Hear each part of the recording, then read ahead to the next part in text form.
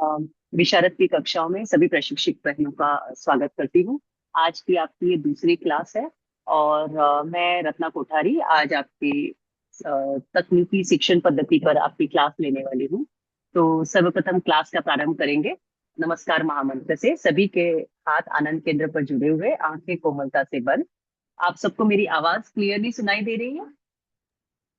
हाँ aunty, clear है voice. ठीक, धन्यवाद। ओम ह्रीं नमो अरहन्ताणं। ओम ह्रीं नमो सिद्धाणं। ओम ह्रीं नमो आयर्याणं। ओम ह्रीं नमो उवच्छायाणं। ओम ह्रीं नमो लोमे सव्वसाहूणम्। एषु पञ्चणमुक्कारो सव्वपावपणासनो मङ्गलाणं च सव्वेसिं परमं हवै मङ्गलम्। परमं हवै मङ्गलम्।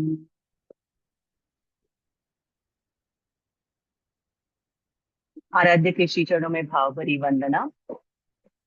ज्ञानशाला प्रकोष्ठ के प्रति आभार जिन्होंने मुझे ये अवसर प्रदान किया और विज्ञ श्रेणी से गुजरते हुए विशारद श्रेणी में प्रवेश की कर चुके हमारी सभी प्रशिक्षक बहनों को मैं स्वागत करती हूँ। और आज का जो विषय रहेगा वो आपका कैसे पढ़ाएं, किस तरह से हम नए नए आयामों को अपनी टीचिंग के साथ जोड़कर किस तरह से हम इफेक्टिवली अच्छे टीचर, अच्छे ज्ञानशाला प्रशिक्षक बन सके, इस पर आज थोड़ा सा हम विशेष ध्यान देंगे। अब प्राय ऐसा प्रश्न आता है कि इसकी हमें क्या सीखने की जरूरत है। ज्ञानशाला प्रशिक्षक तो कोई प्रोफेशनल्स नहीं है, तो प्रोफेशनल तरीके से सिखाने की क्या आवश्यकता है। अब हम चाहे इस बात को कितना ही गौण कर ले कि हम तो ज्ञानशाला में सिखाते हैं तो ये क्यों आवश्यक है, लेकिन एक बात हमें समझनी होगी कि सिखाना तो है। भले हम प्रोफेशनली सिखा रहे हो कहीं पर या हम ज्ञानशाला में ही सिखा रहे हैं, लेकिन हम सिखा रहे हैं। तो सिखाना है, यदि किसी को कुछ देना है तो क्यों ना अच्छे तरीके से दे। तो अगर इसमें हमें कुछ नई तकनीकें इस्तेमाल करने का मौका मिलता है, कुछ नई चीजें हम सीख पाते हैं और कुछ हम अपने टीचिंग स्टाइल को और अधिक प्रभावी बना सके, तो इसमें कोई बुराई नहीं है। ठीक है। तो इसमें आपके विशारद के कोर्स में शिक्षण तकनीकी पर दो चैप्टर्स, दो पहलू है। एक तो है जिसमें यूनिट वाइज प्लान कैसे बनाना है, इकाई को कैसे समझना है, लेसन को कैसे समझना है, लेसन प्लानिंग कैसे करनी है। तो आज का मेरा विषय भी लेसन प्लानिंग पर आधारित रहेगा। और इसके बाद एक सेशन और होगा, उसमें हम किस तरह से हम अलग अलग तकनीकें हैं जो हम यूज कर सकते हैं। आज का बेसिक लेसन प्लानिंग पर ही हमारा जोर रहेगा। किस तरह से हम पूरी पुस्तक को समझें, किस तरह से उसे डिवाइड करना है, किस तरह से हम प्लान बनाएं, इत्यादि इत्यादि रहेगा।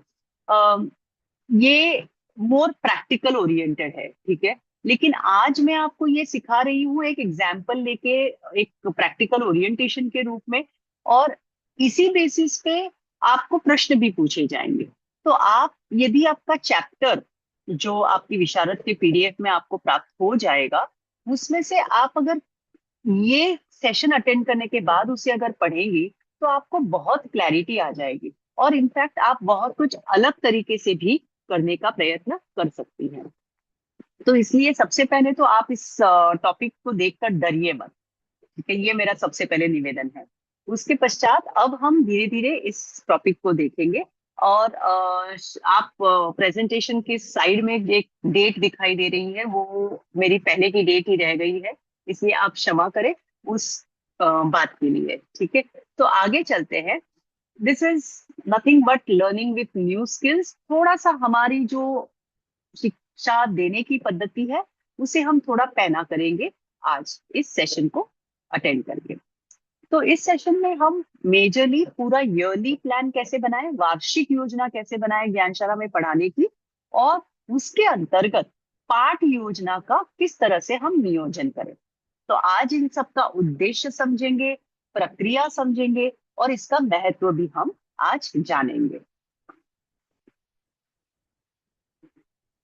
तो सबसे पहले आता है वार्षिक योजना या ईयरली प्लान जिसे हम कह सकते हैं। ठीक है, अब इसे एकदम सिंपल तरीके से समझना है तो सबसे पहले तो मेरा आप सबसे एक प्रश्न है कि हम सब गृहिणियां हैं, घर पर हम काम करती हैं, तो हमारा सबसे पहले उठकर जो प्रश्न हमारे दिमाग में आता है, कोई बता सकता है चैट बॉक्स में कि क्या प्रश्न है जो हम रोज सवेरे उठकर सोचते हैं? चैट बॉक्स का यूज करेंगे। आपको क्या लगता है? देखिए कितना सही, हम कितनी गृहिणियां, हम कितना एक जैसा सोचती हैं। ठीक है, क्या बनाऊं, क्या बनाना है, खाने में क्या बनेगा, नाश्ते में क्या बनेगा, बराबर है। अब देखिए ये हम सबकी प्रॉब्लम है। अब आप सोचिए, यदि आपके पास ऐसा कोई शेड्यूल तैयार करके दे दे कि आपको आज ब्रेकफास्ट में ये बनाना है, खाने में ये बनाना है, क्या आपको लगता है आपका काम बहुत आसान हो जाएगा? अगर आपको एक दिन पहले बता दे या हफ्ते भर पहले ही बता दे कि आप भाई इस दिन नाश्ते में ये बना देना, इस दिन खाने में ये बनेगा, ये सब्जी बनानी है, ये करनी है, तो क्या आप ज्यादा प्रिपेयर्ड रहेगी और आपका ये जो मॉर्निंग स्ट्रेस है वो कम हो जाएगा? बिल्कुल, ठीक है ना। तो इसी तरह से जब हम ईयरली प्लान हमारी ज्ञानशाला की पढ़ाने के लिए बनाएंगे तो हमारा स्ट्रेस कम हो जाएगा और हम बेटर प्रिपेयर्ड होके जाएंगे। जैसे अगर मुझे किसी ने बना दिया, शायद मेरे बेटे ने बता दिया कि कल मुझे ब्रेकफास्ट में मिसल पाव खाना है, चलो ठीक है, ओके, और लंच में मुझे पनीर की सब्जी चाहिए। तो अब मेरा काम क्या हो गया कि मुझे चलो बता तो दिया गया है कि ये बनाना है। अब मैं पहले, बनाना है तो मुझे पहले सामग्री भी देखनी पड़ेगी, घर पे चेक करनी पड़ेगी कि क्या है क्या नहीं है, ठीक है ना।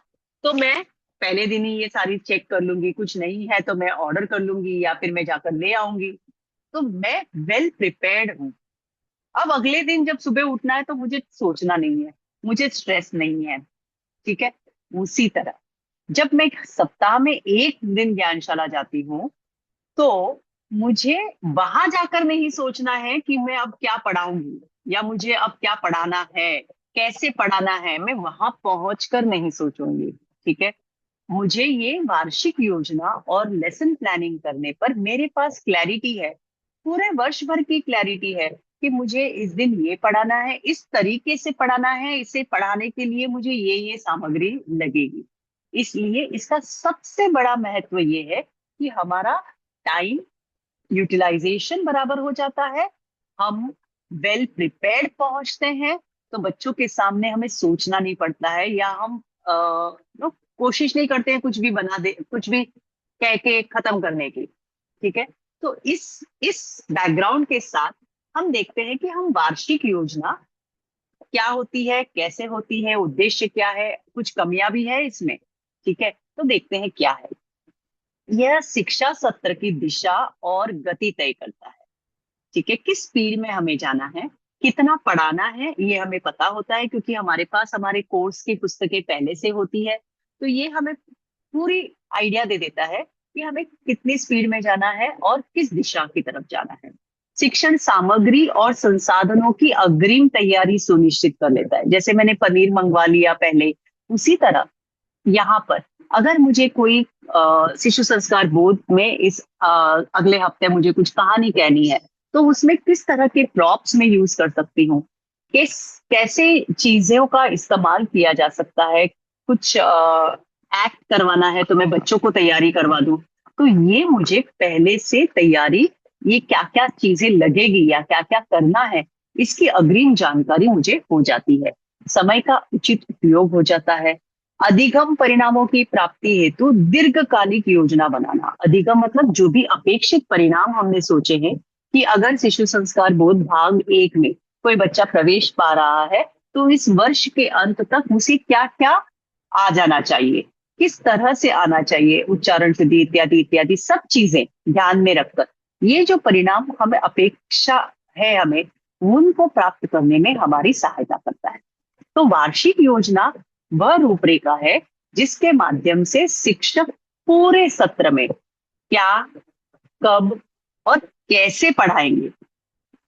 ठीक है, 3 प्रश्नों का उत्तर हमें इस वार्षिक योजना में प्राप्त हो जाता है। क्या, कब और कैसे, इसका निर्धारण करता है।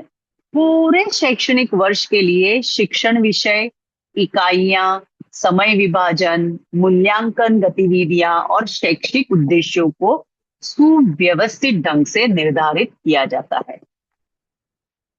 पूरी पूरे बुक को आपने अगर ध्यान से अपनी इस शिशु संस्कार बोर्ड की पुस्तकों को देखा है तो आपने जान लिया होगा कि हमारी हर पुस्तक में 9 इकाइयां होती है। ठीक है, और इन 9 इकाइयों का भी एक कंटिन्यूअस प्रोसेस है। ठीक है, जैसे लास्ट इकाई होगी वो एक मूल्यबोध कथा के रूप में ही होगी। तो ये जो सारी चीजें हैं इस पुस्तक को बनाने में भी बहुत ध्यान से ये बातें समझ कर इसको बनाया गया है। तो आप सबसे पहले पढ़ाना, जैसे ही आपको पता चले कि इस वर्ष मुझे भाग 1 पढ़ाना है तो चलो रविवार को पहुंच गए और भाग 1 की पुस्तक हाथ में है, बिना कुछ देखे किए चलो चैप्टर 1, बच्चों बोलो A for Anuvrat, B for Bhikshu Swami. इस तरह से हम पढ़ाएंगे तो डेफिनेटली हमारे बच्चे आकर्षित नहीं होंगे। हमें पहले इस पूरे वर्ष को समग्र रूप से स्वयं समझना है, फिर इसे प्लान करके हमें अपनी प्रस्तुति बच्चों के सामने करनी है। ठीक है, तो ये जो शिक्षण विषय है, क्या क्या हमें पढ़ाना है, उसमें कितनी इकाइयां हैं, समय कितना हमारे पास, कितनी क्लासेस होगी पूरे वर्ष में, उसको हम टेस्ट कैसे करेंगे, एक चैप्टर पढ़ा लिया तो उसकी मूल्यांकन कैसे किया जाएगा और उसका उद्देश्य क्या है, उसको सुव्यवस्थित ढंग से हमें निर्धारित करने का मौका हमें देता है ये वार्षिक योजना। ठीक है, तो अब हम आगे चल के देखते हैं कि इसकी प्रक्रिया क्या है, प्रोसेस क्या है, किस तरह से वार्षिक योजना बनाई जाती है। सबसे पहले तो हमें करना है सिलेबस का विश्लेषण, एनालिसिस ऑफ द करिकुलम। विषय वस्तु क्या, मैंने अभी आपसे कहा कि उस दिन जाकर नहीं पुस्तक खोलनी है, सबसे पहले हमें समझ लेना है कि क्या क्या है इस पुस्तक में, कि 25 बोल का कुछ भाग है नहीं है, तत्व से रिलेटेड कुछ है या बेसिक जानकारी से रिलेटेड कुछ है, कितनी गीतिकाएं हैं, ये सारी चीजें मुझे समझनी है। और सिर्फ विषय वस्तु और इकाइयों को नहीं समझना है, मुझे उनके अधिगम उद्देश्यों को भी समझना है। जैसे अब नमस्कार महामंत्र का चैप्टर है, तो नमस्कार महामंत्र का चैप्टर है तो उसके उद्देश्य क्या है उस चैप्टर का। चलिए अब आप चैट पर मुझे बताइए आपको क्या लगता है नमस्कार महामंत्र चैप्टर का उद्देश्य क्या है। बच्चों को हम नमस्कार महामंत्र ये चैप्टर पढ़ाएंगे, इससे हम क्या अपेक्षा रख सकते हैं, हमारा उद्देश्य क्या है वो चैप्टर सिखाने का। चलिए चैट बॉक्स में, ये तो बेसिक चैप्टर मैंने लिया है, सिंपल चैप्टर है, सबसे बेसिक। तो आप बताइए किस, कोई भी आप अपने हिसाब से आप चैट बॉक्स में डाल सकते हैं, उसकी महिमा को जाने।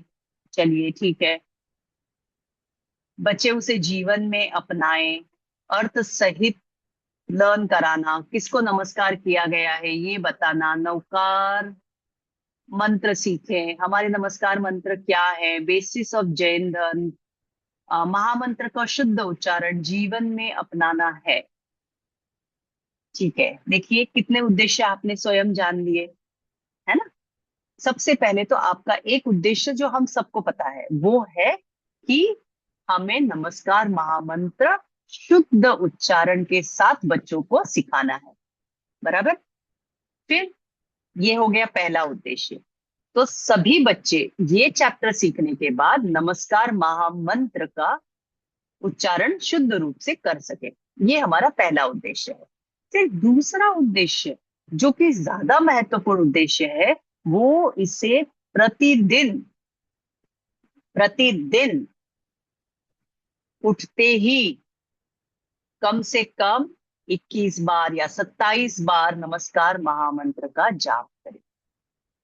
ठीक है, सिर्फ याद करवाना, ये एक उद्देश्य लेकर हम अगर चलते हैं तो हमारी जो मेहनत है या हमारा जो अधिगम उद्देश्य है, अपेक्षित उद्देश्य है, वो कवर अप नहीं होगा। याद तो कर लिया, लेकिन यदि बच्चा उस चीज को अपने जीवन में, कि हमें प्रतिदिन उसका जाप करना है, प्रतिदिन हमें पंच परमेष्टि का स्मरण करना है, ठीक है, जब तक बच्चा इस चीज को या इस महत्व को नहीं समझेगा, तब तक हमारा उद्देश्य प्राप्त नहीं होगा। तो इसलिए इसलिए हमारा पहला उद्देश्य कंठस्थ कराना उच्चारण शुद्धि के साथ, और दूसरा उद्देश्य कि बच्चा इसे अपने जीवन का एक भाग बनाए, अपनी प्रतिदिन की दिनचर्या का एक भाग बनाए। ठीक है, तो मेरा उद्देश्य यहाँ पर इतना ही था कि आपको समझाऊं कि हर चैप्टर का पहले आप उद्देश्य समझें। ठीक है, पहले आप उद्देश्य समझें और फिर उस चैप्टर को आप प्लान करेंगे तो आपके लिए बहुत आसानी होगी। बहुत आप में से बहुत लोगों ने बहुत अच्छे अच्छे उद्देश्य यहाँ पर प्रस्तुत किए हैं कि आपको एडिशनल इंफॉर्मेशन भी देनी है, उस पर भी हम आएंगे जब हम लेसन प्लानिंग की बात करेंगे। ठीक है, अब सिलेबस का विश्लेषण किया, जान लिया क्या क्या है, क्या क्या करना है, क्या क्या पढ़ाना है।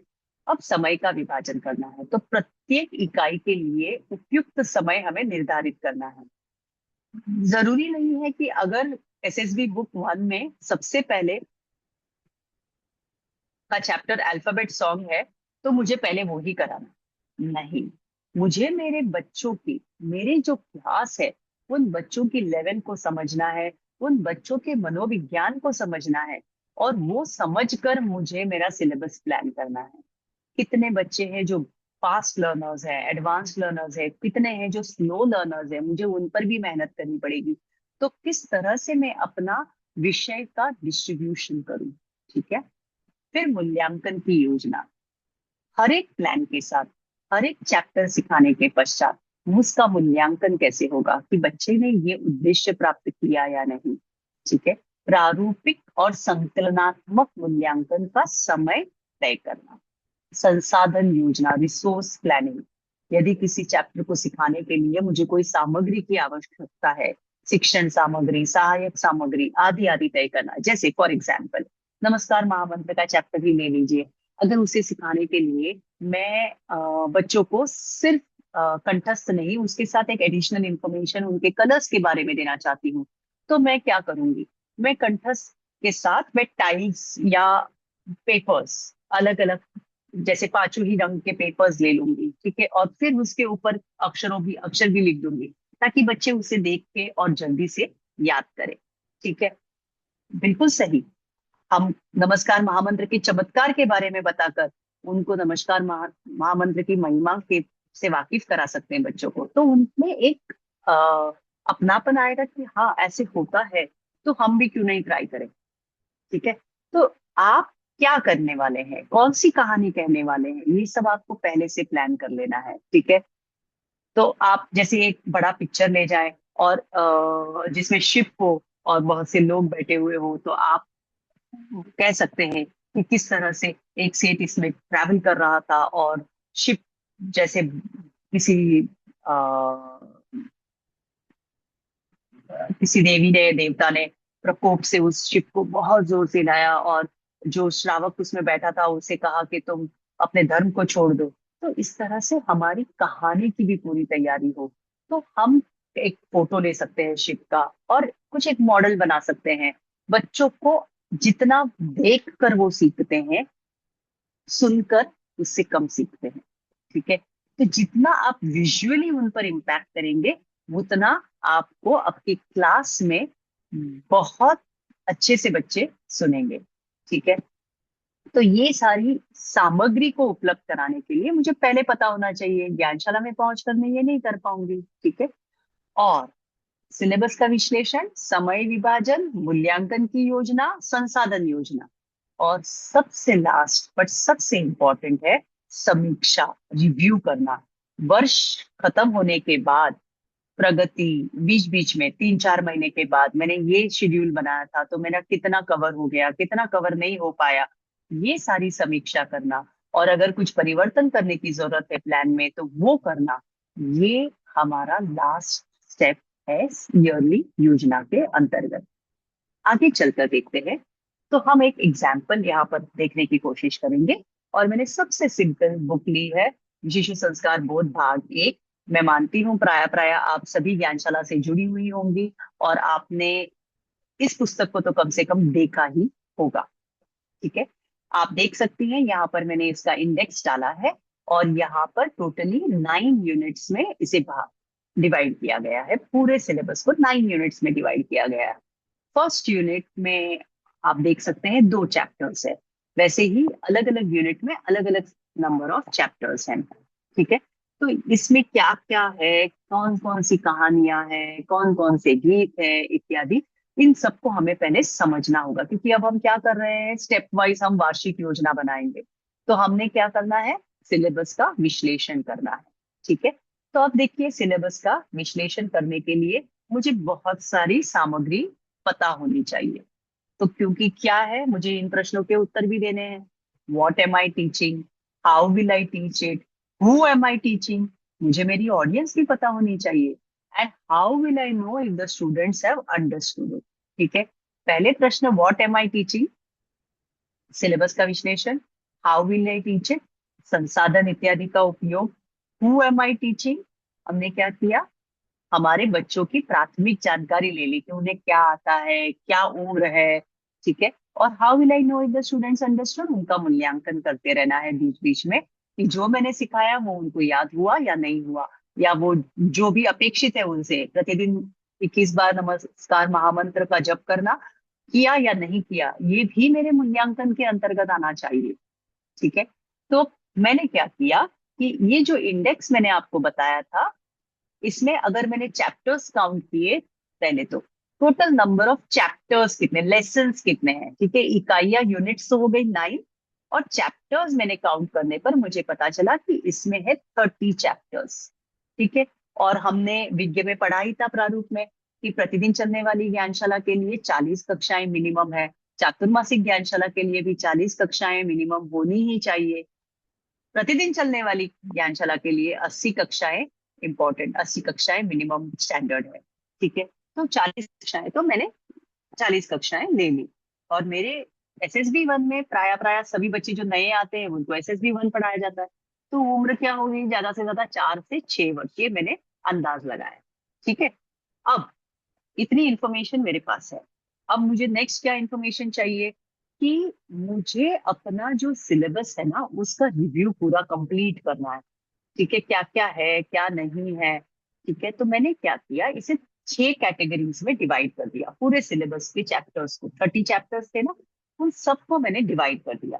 कौन कौन सी 6 कैटेगरीज में डिवाइड किया है, कंठस्थ ज्ञान, जो मुझे कंठस्थ कराना ही है बाय हार्ट, हर एक बच्चे को ये बाय हार्ट कराना है, मेरी जिम्मेदारी है। ठीक है, तो कंठस्थ ज्ञान के अंतर्गत क्या क्या है, गीत कितने हैं, समझ के समझना। ठीक है, ऐसे चैप्टर्स कितने हैं, कहानी, कहानियां कितनी है, कौन कौन सी है, प्रश्न उत्तर वाले कितने चैप्टर्स हैं, और प्रायोगिक मतलब ध्यान इत्यादि के प्रयोग, जिसमें भी कोई विधि अटैच है, ऐसी कितने प्रयोग हैं या ऐसे कितने चैप्टर्स हैं।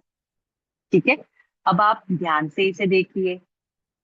कंठस्थ में मैंने क्या डाला है, वर्णमाला, और मैंने साथ में ये भी लिख दिया ताकि मुझे वापस वापस नहीं ढूंढना पड़े, यूनिट 1 मतलब इकाई 1 में से लेसन 1 है।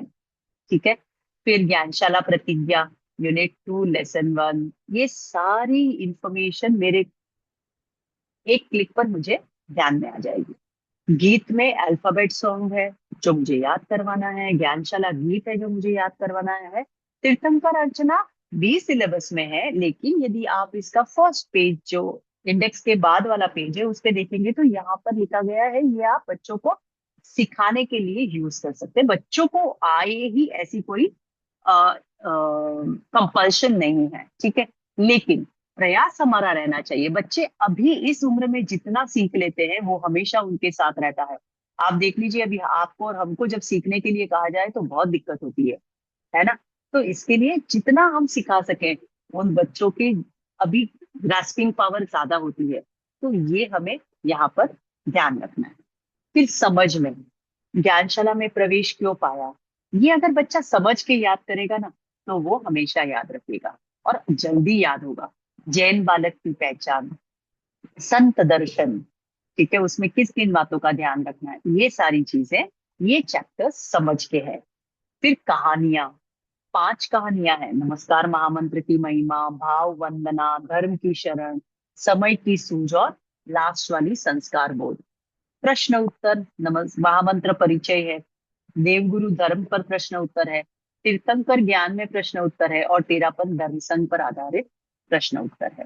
तो ये चैप्टर्स मैंने इस कैटेगरी में डाल दिए। और प्रायोगिक में त्रिपदी वंदना, नमस्कार मुद्रा, वंदना विधि, महाप्राण ध्वनि और आसन, ये प्रयोग बच्चों को मुझे इस वर्ष में कंप्लीटली करवाने हैं, ताकि वो इसे सिर्फ एक बार नहीं करें, ये अपने अपने प्रतिदिन की दिनचर्या में भी इसे अपना भाग बनाए।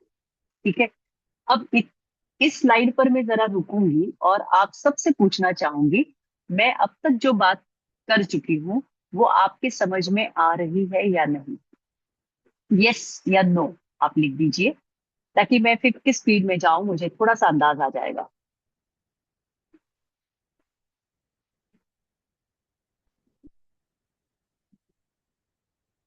चलिए ठीक है, इसका मतलब है आप मेरे साथ हैं और आप सुन रहे हैं और आपको समझ में भी आ रही है बात। ठीक है। अच्छा, अब एक प्रश्न और है। ठीक है। अब ध्यान से सुनिए आपको क्या करना है। ठीक है। यदि आपको ये बात समझ में आ रही है जब जो अब तक बताई है, तो मुझे बताइए, क्या आपको लगता है, अब तक तो हमने पूरी बात नहीं समझी है, लेकिन फिर भी क्या आपको लगता है ऐसी वार्षिक योजना बनाना आपके ज्ञानशाला के शिक्षण पद्धति में कुछ इजाफा कर सकता है?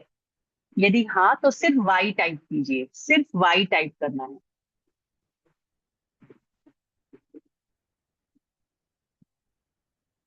चलिए, बहुत बहुत धन्यवाद। मतलब आपके, देखिए, किसी चीज का जब तक हम महत्व नहीं जानेंगे ना, तो हमें उस चीज में इंटरेस्ट नहीं आएगा। तो इसलिए मुझे भी पता होना चाहिए कि मैं जो बता रही हूँ वो आपके पल्ले पड़ रहा है या नहीं, आपको इसका महत्व समझ में आ रहा है या नहीं। क्योंकि अगर आपको ये महत्वपूर्ण नहीं लगा, तो बताने की कोई आवश्यकता नहीं है, तो हम कुछ और बात भी कर सकते हैं। ठीक है, कुछ और सेशन हम सीख सकते हैं। तो इसलिए अगर आपके समझ में आ रहा है और आपको इसका महत्व पता चल गया है कि ये करने से मेरी ज्ञानशाला बहुत सुचारू, मेरी कक्षा मैं बहुत सुचारू रूप से चला सकूंगी, तो ये अपने लिए काम की चीज है। और मैं आशा करती हूँ कि आज के सेशन के बाद ही आप अपनी अपनी ज्ञानशालाओं में इसे इम्प्लीमेंट करें, और इसकी रिपोर्ट, रिपोर्ट मतलब कुछ एक लाइन दो लाइन ही कि हमने किया, हमको ये महसूस हुआ, आप हमें अगर बताएं, प्रकोष्ठ को अगर बताएं, तो हमें भी पता चलेगा कि आगे हम इस किस तरह से इम्प्रूव कर सकते हैं। ठीक है। तो अब हम आ गए वार्षिक योजना पे, और हमें एसएसबी 1 की वार्षिक योजना को हमें आज सीखना है। ठीक है। तो मैंने एक वार्षिक योजना का एग्जाम्पल यहाँ पर मैं आपको बता रही हूँ। ठीक है। एक, जरा सा ओपन होने के लिए 2 मिनट लगते हैं। मैं थोड़ा सा इसे बड़ा करूंगी ताकि आप सभी को क्लियरली दिखाई दे सके। ठीक है। तो ये एसएसबी 1 का एक, अब सबसे पहले मैं बता देना चाहती हूँ, कोई भी मुझसे ईयरली प्लान मांगे नहीं। ठीक है। क्योंकि आपकी सोच मेरी सोच से अलग होगी, आपकी ऑडियंस मेरी ऑडियंस से अलग होगी। ठीक है। और ये डायरेक्ट इम्प्लीमेंट नहीं कर सकते हैं जब तक मैं अपने आप स्वयं एनालिसिस करके अपने हिसाब से अपने बच्चों को जानकर कितना समय लगेगा, कितनी सामग्री लगेगी, किस तरह से पढ़ाऊंगी, ये हम सब अलग अलग है। तो इसके लिए आपको अपना प्लान बनाना है। यहाँ पर मैं जो बता रही हूँ एक एग्जाम्पल आपके सामने प्रस्तुत कर रही हूँ, ठीक है। अब ये देखिए, आप देख लीजिए सप्ताह, फर्स्ट कॉलम है मेरा सप्ताह। तो मैंने देखा और मैंने डेट्स डाली, ये इस, आप देख सकते हैं 26 की है ये डेट सारी, ठीक है। तो मैंने जब डेट्स डाली तो मुझे पता चला कि इस साल परीक्षाओं के पूर्व तक, क्योंकि हमारा सेकेंड संडे, जनवरी का सेकेंड संडे जो होता है वहाँ एग्जाम होती है, तो उसके पहले मुझे 46 क्लासेस, हमारी साप्ताहिक ज्ञानशाला चलती है, तो 46 क्लासेस मुझे प्राप्त होगी, ठीक है। तो ये सबसे पहले मुझे, और आप देख सकते हैं सेकेंड कॉलम है मेरा डेट का, कि किस किस दिन मेरी ज्ञानशाला चलेगी। हमारे यहाँ ज्ञानशाला, हमारी ज्ञानशाला घाटकोपर ज्ञानशाला, ये सैटरडे को चलती है, तो मैंने उसके अगेंस्ट डेट भी डाल दी है, आप ये डेट देख सकते हैं यहाँ पर, ठीक है। तो इस तरह से हर सप्ताह की डेट मैंने डाल दी है। अब आप सोचेंगे कि ये डेट्स तो बहुत इजी है डालना, कैलेंडर से आपको निकालनी है।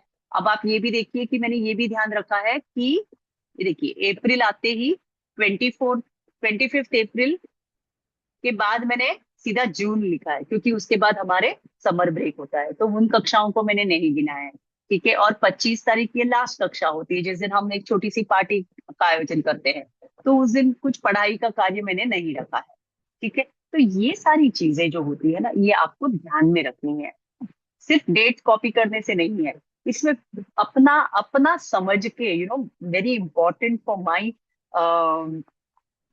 माई क्लास, ऐसे समझ के जब मैं ये कक्षा या ईयरली प्लान बनाऊंगी, तो मेरे दिल से वो प्लान बनेगा, और उसमें, और उसको जितने दिल से मैं बनाऊंगी, उतने ही दिल से इम्प्लीमेंट भी होगा, और उतने ही दिल से उसके उद्देश्य की प्राप्ति भी होगी, ठीक है। और आपका बच्चों के साथ एक जुड़ाव भी होगा। ये प्लान आप पेरेंट्स के साथ भी शेयर कर सकते हैं, ताकि उनको भी पता चले कि आप कक्षाएं कितनी मेहनत करते हैं, ठीक है। और अगर किसी कक्षा का किसी दिन बच्चे की क्लास मिस हो जाए, तो भी पेरेंट को पता है कि आज ये कराया होगा, ठीक है, तो आपके बेनिफिट हो सकता है, ठीक है। अब देखिए, मैंने ये 6 कॉलम्स किए थे पहले, कंठस्थ, गीत, समझ, कहानी, प्रश्न उत्तर और प्रायोगिक, ठीक है। तो अब मैंने इनको डिवाइड करना शुरू किया कि कौन सी क्लास में मुझे क्या सिखाना है। तो देखिए आप, मैंने पहला कंठस्थ में रखा है नमस्कार महामंत्र, ठीक है। फिर मैंने उद्घोष रखा है, यूनिट 7 लेसन 4, और उद्घोष का नंबर भी लिख दिया, 10 और 11। तो आपका प्रश्न हो सकता है कि 1 से 10, 1 से 9 आपने क्यों नहीं लिए? मैंने इसलिए नहीं लिए कि उसमें सिर्फ हमें क्या बोलना है, जय हो, जय हो, जय हो। वो बच्चे अपने आप बोल लेते हैं, मुझे वो सिखाने की आवश्यकता नहीं है, ठीक है। वो एक आध बार में कभी, वैसे भी संकल्प और घोष जब एंड में होते हैं तो हम करवाते ही हैं, ठीक है।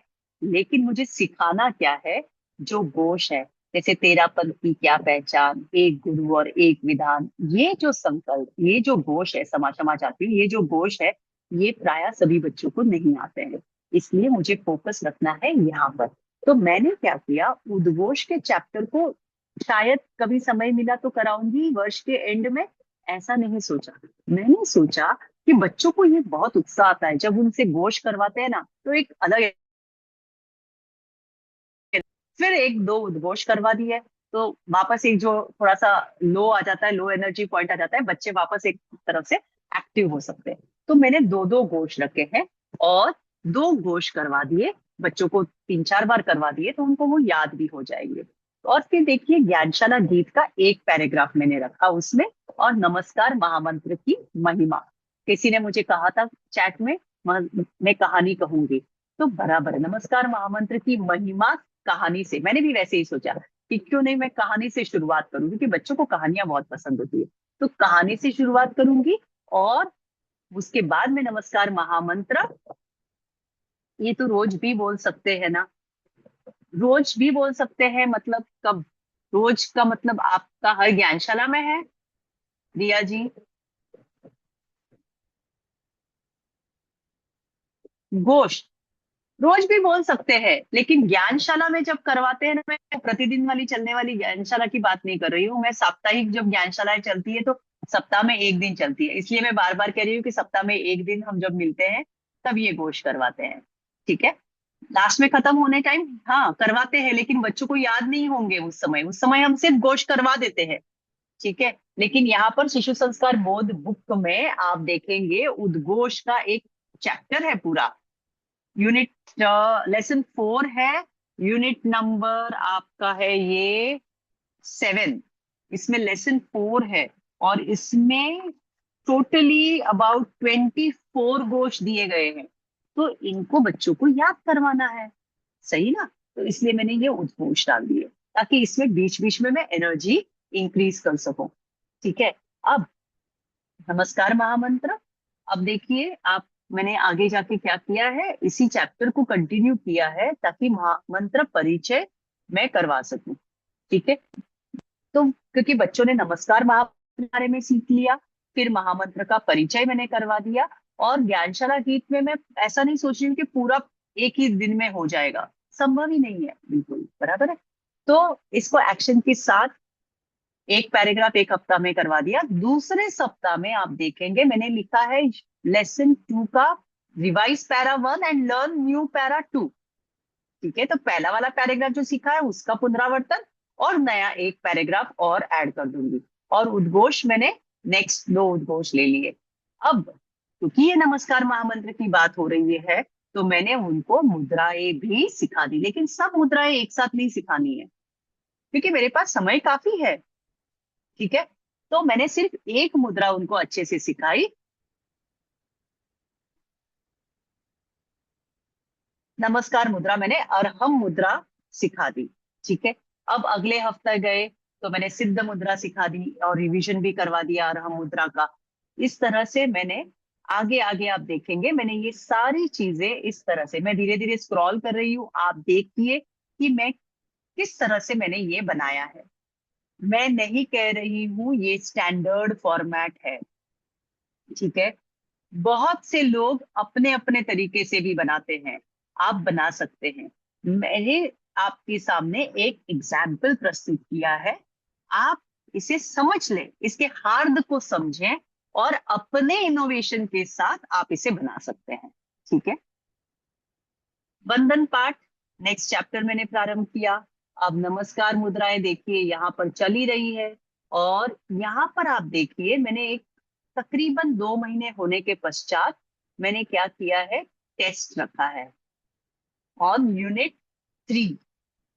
यूनिट 3 अगर आप देखेंगे तो हमारा यूनिट 3 था नमस्कार महामंत्र के ऊपर। ठीक है, तो ये मैंने टेस्ट यहाँ पर रखा है, मतलब यहाँ पर मुझे अभी क्या करना है, मुझे बच्चों का इंडिविजुअली कितना उन्होंने सीख लिया है, कुछ याद आ रहा है उन्हें, कहाँ पर दिक्कत हो रही है, किस बच्चे को दिक्कत हो रही है, ताकि मैं उन बच्चों का एक थोड़ा सा अलग सेग्रीगेशन करके उन पर ज्यादा ध्यान दे सकूं, उनको ज्यादा मेहनत करनी पड़ रही है उनके ऊपर, तो मुझे ये पता चलेगा।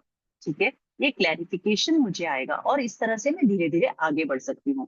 ठीक है, अब क्या होगा कि कहीं पर कोई बच्चा एब्सेंट रहा है तो वो छूट गया, तो कोशिश रहेगी मेरी कि मैं उसी सप्ताह वो वापस ज्ञानशाला में आए उससे पहले एक ऑनलाइन कक्षा लेके उसको पढ़ा दूं।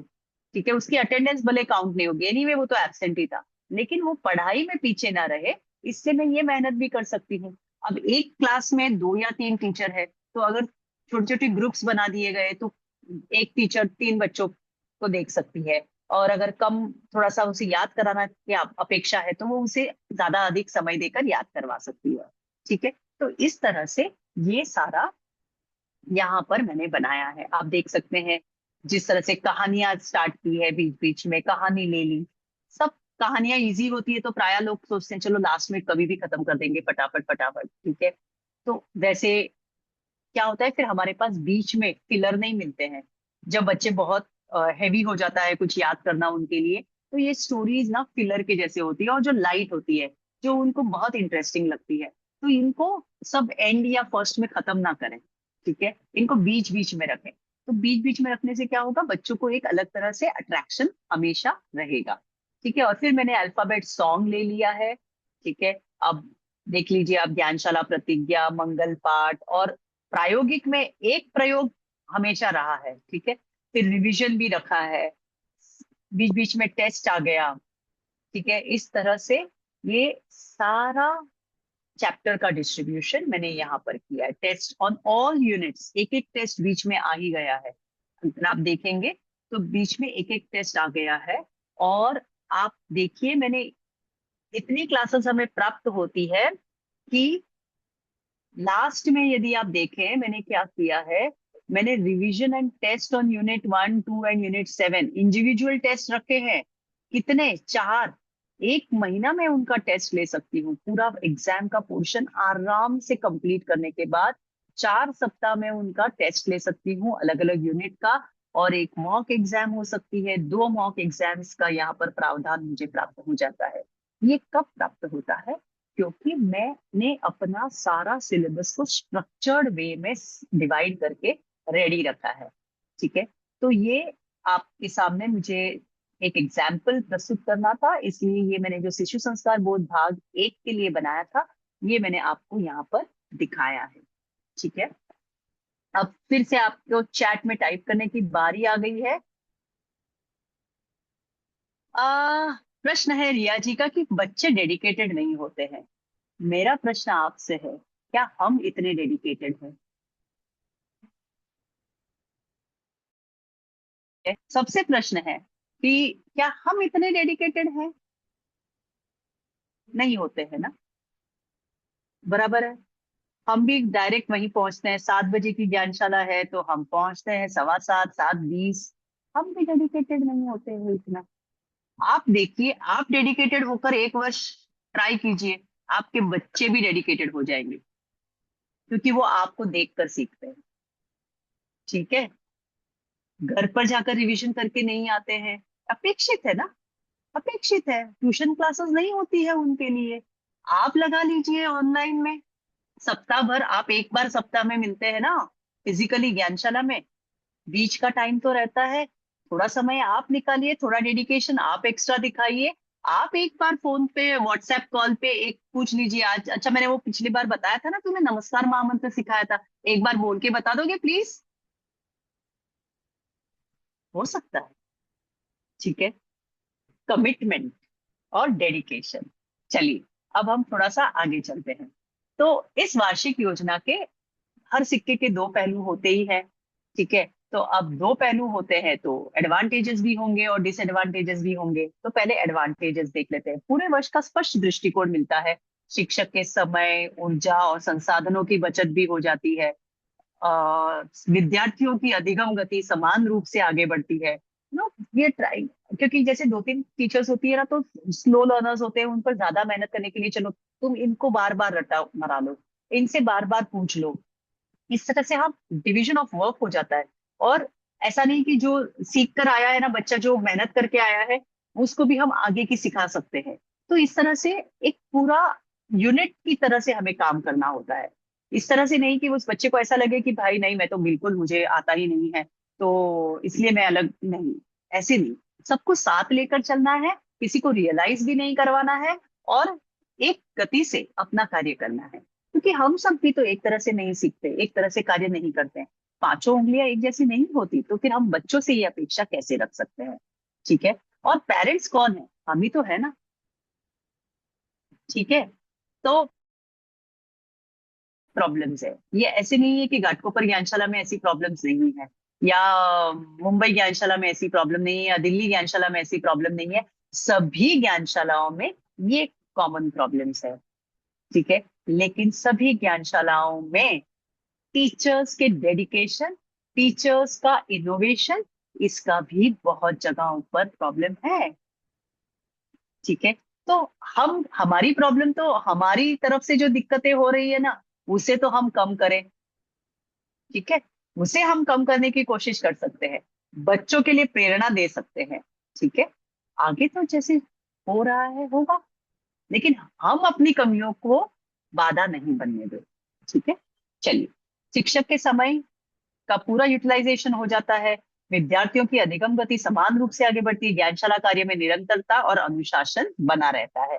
और डिसएडवांटेज है, अप्रत्याशित परिस्थितियों में परिवर्तन कठिन होता है, क्योंकि आप अगर ईयरली प्लान से ही चल रहे हैं, अगर किसी दिन सपोज आपके भवन में महाराज विराज रहे हैं और उन्होंने उनका हमें संयोग प्राप्त है, तो हम उन्हें ज्ञानशाला में इनवाइट कर देते, तो आपने जितना प्लान किया था उतना आप नहीं पढ़ा पाते, तो आपको फिर वो आगे थोड़ा सा शिफ्ट करना पड़ सकता है। तो ये थोड़ी सी कभी कभी आपको थोड़ा फ्लेक्सिबल होना जरूरी हो जाता है। रचनात्मकता कब हो सकती है कि आपने प्लान कर दिया कि मुझे इस तरह से ये चैप्टर पढ़ाना है, और किसी और को वो चैप्टर पढ़ाना पड़ा, आपके ही ग्रुप के स्टाइल नहीं समझ में आया, या पहले कम्युनिकेशन नहीं हुआ, तो वो टीचर अपनी रचनात्मकता यूज नहीं करेगी, और जिसने ये प्लान बनाया है वो। तो इससे मेरा आप सभी से निवेदन है कि आपके जो ग्रुप के टीचर्स है ना, वो सब साथ में बैठ बैठ के ये ईयरली प्लान बनाए। सभी विद्यार्थियों की सीखने की गति समान नहीं होती, जिसे लचीलापन कटता है। कभी कभी कुछ बच्चे, जैसे मैंने ऑलरेडी एक्सप्लेन किया, पीछे रह जाते हैं, नहीं सीख कर आते हैं, बहुत एब्सेंट रहते हैं। तो ये हम किस तरह से उस कमी को पूरा कर सकते हैं, इस पर हमें ध्यान देना है। अब ये हमारा काम था, सिलेबस का विश्लेषण हमने कर दिया, समय का विभाजन हमने कर दिया, मूल्यांकन की योजना हमने प्लान की, ठीक है, संसाधन योजना हो गई। अभी ये कुछ कुछ चीजें हैं जो हमें समय विभाजन और मूल्यांकन की योजना करनी थी, और जो रिसोर्सेज है, तो ये जो पाठ योजना है ना, ये चैप्टर की योजना है। पहले हमने सिर्फ वार्षिक प्लान बनाया कि हम इस समय में ये करेंगे, ये करेंगे, ये करेंगे, ठीक है। कैसे करेंगे ये अभी तक हमारा बाकी है, तो वो आएगा कहाँ पर? पाठ योजना में आएगा। अब देखिए पाठ योजना क्या है।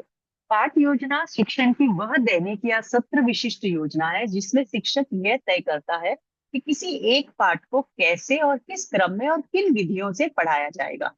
उद्देश्य क्या है? शिक्षण को उद्देश्यपूर्ण, व्यवस्थित और प्रभावी बनाना, विद्यार्थियों की सहभागिता सुनिश्चित करना, समय का उचित उपयोग करना और शिक्षण के परिणामों का मूल्यांकन करना। अब लेसन प्लान जब हम करेंगे, तब हमें उसकी प्रक्रिया को भी जानना है। तो सबसे पहले हमारा उद्देश्य निर्धारण होना चाहिए कि वो चैप्टर क्यों पढ़ाना है, ठीक है। ज्ञानात्मक, भावात्मक, क्रियात्मक उद्देश्यों को हमें तय करना है। Setting of objectives. अब आप देखेंगे आपकी ये शिशु संस्कार बोर्ड की पुस्तकें है ना, मैं बार बार कहती हूँ, बहुत ही मेहनत से, बहुत ही साइंटिफिक तरीके से ध्यान रखकर इन्हें बनाया गया है। यदि आप कोई भी चैप्टर खोलेंगी, ठीक है, तो आपको पता चलेगा कि इसमें उन्होंने उद्देश्यों को भी दिया हुआ है, ठीक है। मैं आपको बताती हूँ, आपको हम नमस्कार महामंत्र का एग्जाम्पल ले रहे थे, मैं उसके उद्देश्यों को आपको पढ़कर बताती हूँ।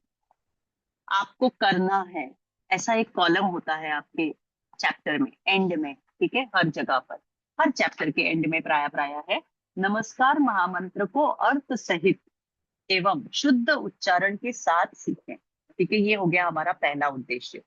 दूसरा उद्देश्य, प्रतिदिन प्रातः कम से कम 27 बार नमस्कार महामंत्र का उच्चारण करें, ठीक है।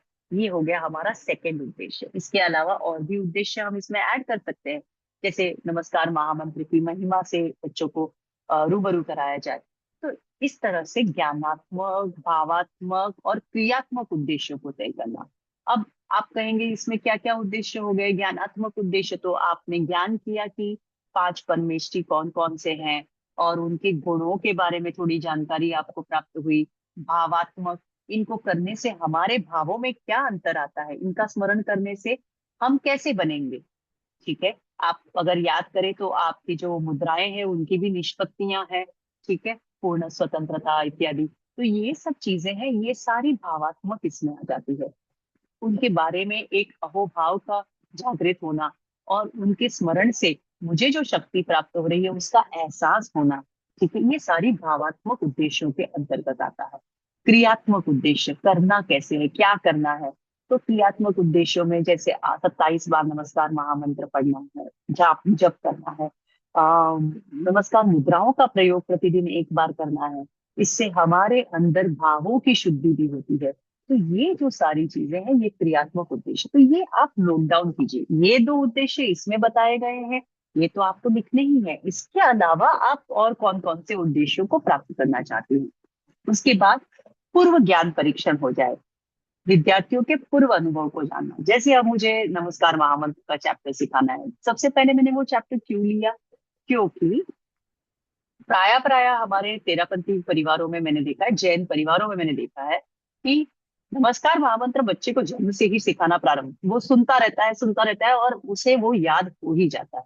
ठीक है, तो जब तक वो ज्ञानशाला पहुंचता है तब तक उसे नमस्कार महामंत्र प्राय बहुत सारे बच्चों को तो लोगस पाठ तक भी याद हो जाता है। ठीक है, अशुद्धियां कहीं कहीं रहती है, उन्हें ठीक करना हमारा कार्य है।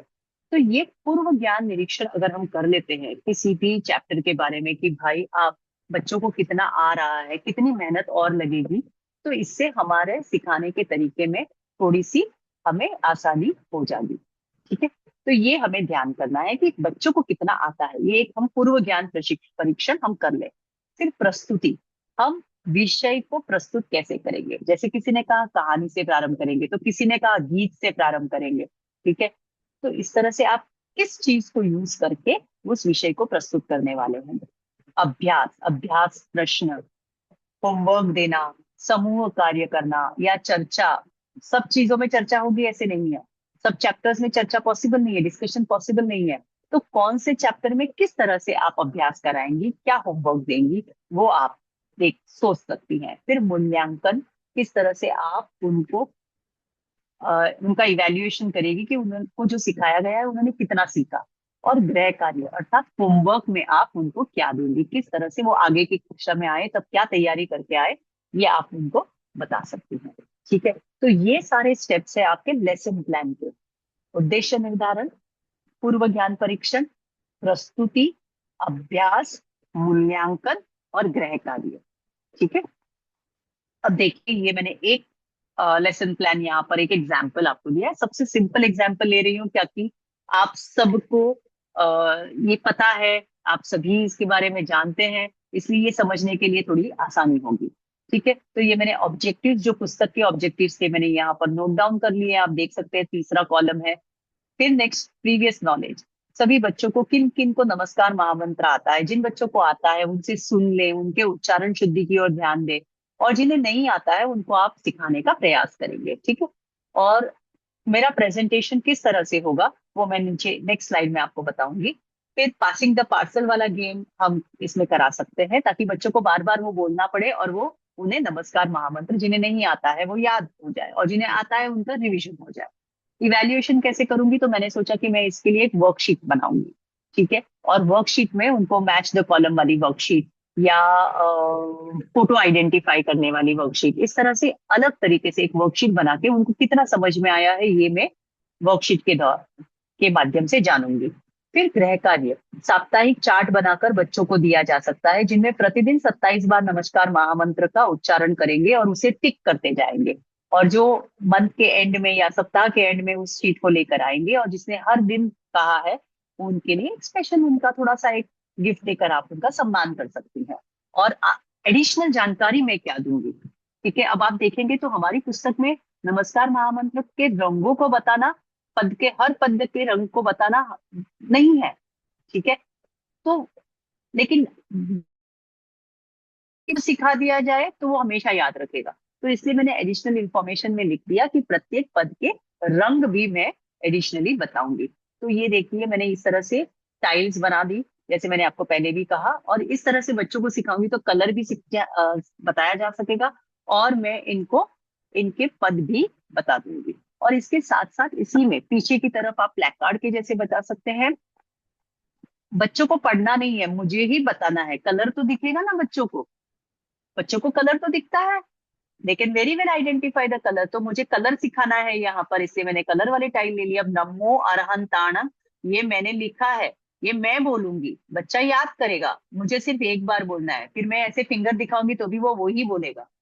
ठीक है, तो ये इस तरह से आप अपने अपने टाइप के आप शीट बना सकती हैं, आप अपने हिसाब से। मैंने क्या कहा कि जी हाँ, आप देखिए आप खुद ही इतने सारे सॉल्यूशंस दे रही हैं, अब मुझे ये पूछना है कि आप में से ये सारी इम्प्लीमेंट कौन कौन करता है,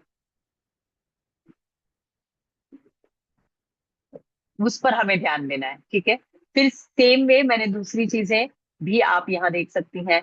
एक प्रतिदिन नमस्कार मुद्रा, प्रतिदिन कम से कम 3 बार नमस्कार महामंत्र के उच्चारण के साथ नमस्कार मुद्रा का प्रयोग करें। तो ये सारे जो उद्देश्य हमें क्लियर होंगे ना, हमारे लिए क्लियर होंगे ना, तो हम बच्चों को अच्छे से सिखा पाएंगे। तो पहले उद्देश्य का निर्धारण करें, टेस्टिंग प्रीवियस नॉलेज करें, और फिर किस तरीके से हम बच्चों को सिखाने वाले हैं। मुद्रा इत्यादि तो हमें प्रयोग करके सिखाना है, वो बराबर कर रहे हैं या नहीं वो देखना है, उनका करेक्शन करना है। और फिर हम उनको ये बात बताएं, उनको उसको साइंटिफिक बातें भी बताएं कि किस तरह से ये मुद्रा करने से हमें हमारे हार्मोनल डिस्चार्ज को, हमारे हार्मोनल रिलीज को किस तरह से हम कंट्रोल कर सकते हैं, इस हमें कैसे कैसे फायदे होते हैं इससे। तो इसके लिए हमें क्या करना पड़ेगा, पहले हम जो घर पे 6 दिन बिताते हैं ना, 7वें दिन हम ज्ञानशाला पहुंचते हैं, तो जो 6 दिन हम घर पे बिताते हैं ना, उसमें हमें ये सारी इंफॉर्मेशन पहले हमारे पास आनी चाहिए। हमें पहले सीखना है, फिर हम बच्चों को अच्छे से सिखा पाएंगे। ठीक है। अब जैसे मैंने कहा कुछ टेक्निक्स यूज कर सकते हैं, तो अलग अलग तरह के टेक्निक्स हैं। ठीक है, कुछ टेक्निक्स मैं मेरे अगले सेशन में बताऊंगी, लेकिन कुछ कॉमन टेक्निक्स है, कुछ इजी टेक्निक्स है जो मैं आपको यहाँ पर आज के इस सेशन में बताना चाहती हूँ। तो सबसे पहले अब पुनः एक प्रश्न करूंगी चैट बॉक्स में, कितने टीचर्स हैं, बिल्कुल बिल्कुल आप प्रामाणिकता से जवाब देंगी, जिन्होंने अब तक ज्ञानशाला में ब्लैक बोर्ड या व्हाइट बोर्ड का इस्तेमाल पढ़ाने के लिए किया है? अगर हाँ तो यस लिखे, अगर नो तो नो लिखे।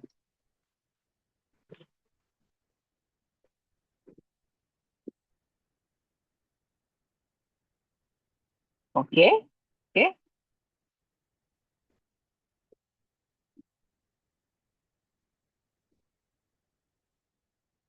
ठीक है। तो आप चैट बॉक्स अगर देख रही हैं, तो आपने देखा होगा कि कुछ प्रशिक्षकों को छोड़कर, कुछ प्रशिक्षकों को छोड़कर प्राय प्राय ब्लैक बोर्ड का या व्हाइट बोर्ड का इस्तेमाल नहीं किया। और ये तो बहुत सुलभ है, बहुत इजी है। ठीक है, हाँ बिल्कुल आस्था जी, मैं यही कह रही हूँ, प्रत्येक कक्षा में करने की आवश्यकता नहीं है, लेकिन कभी कभी किसी न किसी चैप्टर के लिए तो करते हैं, करना चाहिए। ठीक है। तो अब कुछ कुछ एग्जाम्पल्स मैं यहाँ पर आपके सामने कर बता रही हूँ। आप में से बहुत लोग करते भी होंगे, जो नहीं कर रहे हैं वो भी अपने लिए लक्ष्य बना लें कि मैं कम से कम 2 चैप्टर्स इस पर सिखाऊंगी, इसका यूज करूंगी। कौन से 2 चैप्टर्स वो भी आपको डिसाइड करने हैं। ठीक है। तो ब्लैक बोर्ड का प्रभावी उपयोग शिक्षक की शिक्षण दक्षता को दर्शाता है। ठीक है, ब्लैक बोर्ड यूज करना भी एक कला है।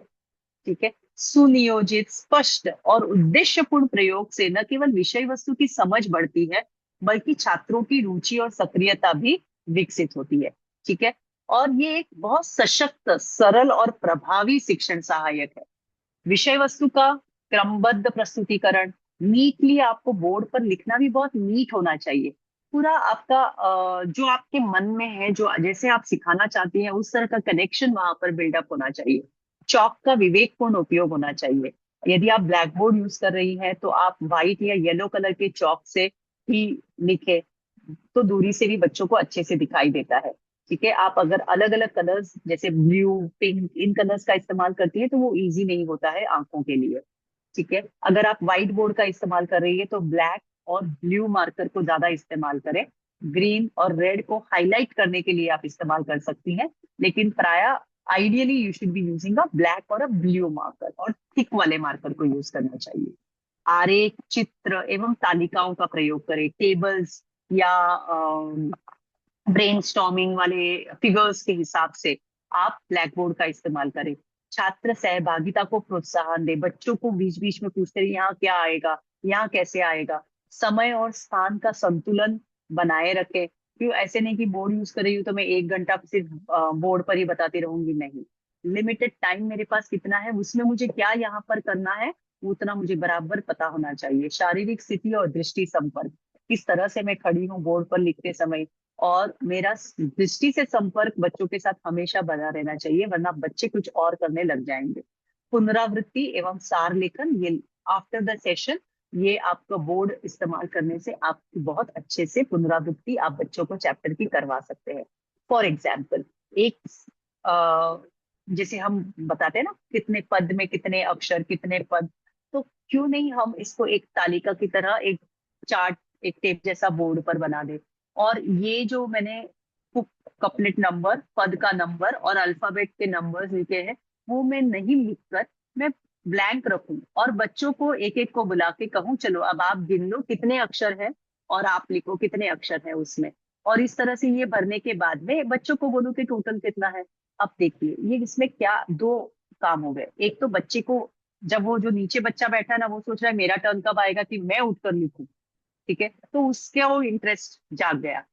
ओके। अब किसी ने मिस्टेक की तो वो जो नीचे बैठा है वो सोच रहा है अच्छा इसने मिस्टेक किया मुझे मौका मिल जाएगा, टीचर टीचर टीचर ये रॉन्ग है ये रॉन्ग है, ठीक है। तो इस तरह से आपकी क्लास एक थोड़ी सी एक्टिव हो जाएगी। और टोटल करने पे भी आप बच्चों को, जो बच्चे सही लिख रहे हैं, देखिए गिफ्ट आप भले एक छोटी सी ₹1 की टॉफी दे दे, वो भी उनके लिए बहुत बड़े मायने रखती है, ठीक है।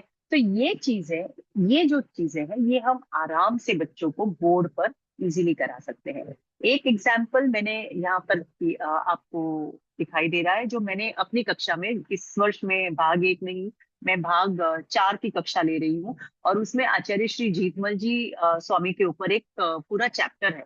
और यदि आप इस बोर्ड पर देखें तो मैंने ये ब्रेनस्टॉर्मिंग वाले स्टाइल में यूज किया है। और ये मैंने पूरा चैप्टर जो था 2 पेजेस का इस पुस्तक में, एसएसबी की पुस्तक में, उसे यहाँ पर अंकित कर दिया है। और बच्चों को भी मैंने वहां पर क्लास में ये नोटबुक में इसी तरह से लिखने के लिए कह दिया है। आप यकीन मानिए ये मेरा खुद का एक्सपीरियंस मैं आपको बता रही हूँ। सभी बच्चों को ये जो चीजें यहाँ पर लिखी है वो परफेक्टली याद हो गई। एंड में भी मुझे बच्चों को जब पूछा, किसी भी बच्चे को पूछा गया तो वो बराबर बता, क्योंकि उनको पता है कि हाँ 3 बाई का नाम टीचर ने वहां लिखा था, तो वो उनको याद है, स्वरूप चंद जी भी, इमरत जी भी, ठीक है। तो इस तरह से जीत बाजी, तो ये इस तरह से ये सारी चीजें, सारा चैप्टर, पूरा चैप्टर यहाँ पर हो गया। और उनको मैंने वापस वापस रिवीजन कराने में भी मुझे दिक्कत नहीं हुई। बहुत इजीली सारी चीजें यहाँ पर। अब यहाँ मैंने 14 वर्ष पाली की घटना इसको हाईलाइट किया क्योंकि मुझे यहाँ पर बच्चों को पाली की घटना भी बतानी थी, तो मैंने वो घटना उनको वहां बता दी, ठीक है। तो ये इस तरह से आप बोर्ड का बहुत अच्छा इस्तेमाल कर सकती है और बच्चों को सीखने में ये बहुत हेल्पफुल होता है, ठीक है। अब लैमिनेटेड कटआउट्स यूज कर सकते हैं, लैमिनेटेड कटआउट्स यूज हो सकते हैं। अलग अलग तरीकों से आप बच्चों को, जैसे नमस्कार महामंत्र की महिमा में भगवान पार्श्वनाथ की कहानी है, तो उसके बारे में आप जब कहानी बता रहे हैं तो भगवान पार्श्वनाथ के बारे में कुछ अधिक इंफॉर्मेशन आप थोड़ी सी दे सकते हैं। और कहानी के लिए आप कमट का कटआउट बना के लैमिनेट करके आप कर सकते हैं, जैसे आपने पिछले विज्ञ की क्लास में भी सीखा ही होगा कहानी कैसे कहें, ठीक है। तो इस तरह से अलग अलग तरीकों से आप बच्चों को अट्रैक्ट कर सकते हैं। आप अपने लिए एक लक्ष्य बनाएं कि जिस तरह से मैंने एक कक्षा में सिखाया है मैं दूसरी कक्षा में कुछ अलग सिखाऊंगी, ठीक है। जब आपके लिए अपना लक्ष्य रहेगा ना तो आप डेफिनेटली मेहनत करके कक्षा में पहुंचेंगी।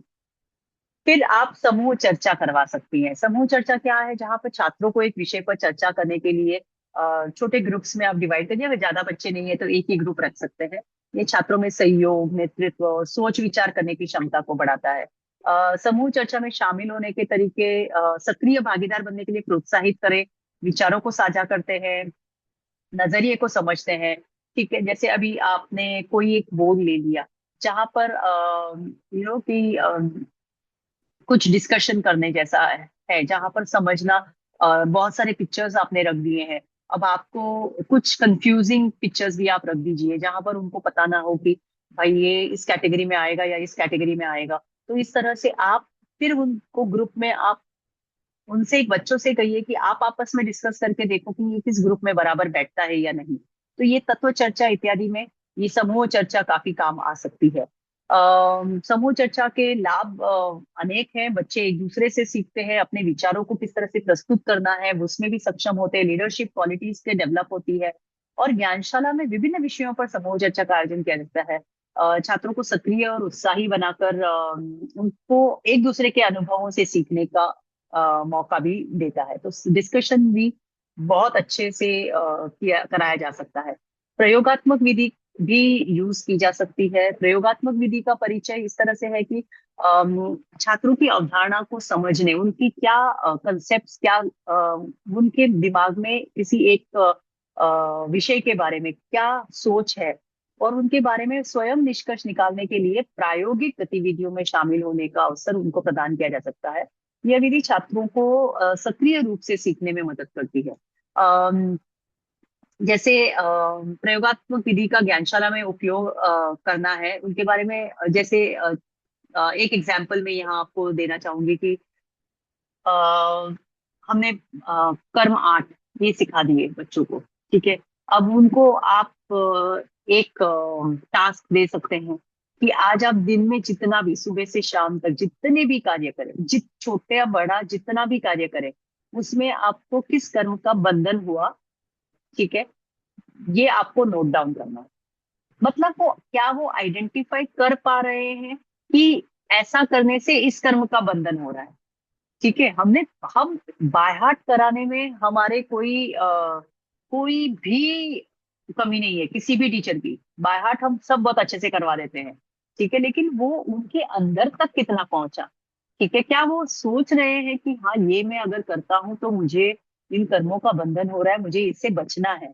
जब तक ये नहीं पता चलेगा कि इससे इस कर्म का बंधन हो रहा है, तो मैं उससे बच नहीं पाऊंगा, ठीक है।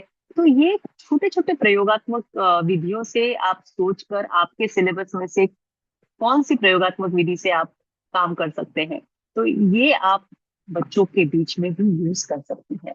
फिर प्रदर्शन विधि, एग्जीबिशंस, ये हम प्राय प्राय लगाते हैं। अभी अभी ई ज्ञानशाला के द्वारा निर्देशित सामायिक मुपत्ति के कवर की प्रतियोगिता थी, तो उसमें भी बहुत सी ज्ञानशालाओं ने, मैंने देखा वीडियोस वगैरह, बहुत लोगों ने पार्टिसिपेट किया। देखिए जहां पर कुछ बच्चे का इन्वॉल्वमेंट होता है ना, बच्चा उनसे बहुत अच्छे से करता है। अब देखिए सामायिक का बात तो थी कवर बनाने की, बराबर है, लेकिन उसने ये भी सोचा होगा कि सामायिक किसे कहते हैं, ठीक है, सुना होगा, देखा होगा, समझा होगा, ठीक है। अब सामायिक से रिलेटेड उसने कुछ और इंपॉर्टेंट चीजें ढूंढी जो उसे उस पर डालनी है कवर पर, ठीक है। तो इस तरह से बच्चे को एडिशनल इंफॉर्मेशन भी प्राप्त हो गई। तो प्रदर्शन भी एक तरह की विधि है।